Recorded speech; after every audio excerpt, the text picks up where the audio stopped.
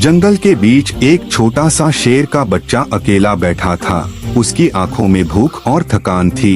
तभी ऊपर पेड़ पर बैठा हरा तोता बोला, डरो मत छोटे शेर, मैं तुम्हारी मदद करूंगा। तोता तेज उड़कर पूरे जंगल में सभी जानवरों को बुलाने चला गया। थोड़ी देर में सारे जानवर खाना लेकर आए। शेर के बच्चे ने जब खाना खाया तो उसकी जान बच गई और उस दिन जंगल ने सीख लिया कि ताकत से नहीं बल्कि दोस्ती और प्यार से जिंदगी चलती है।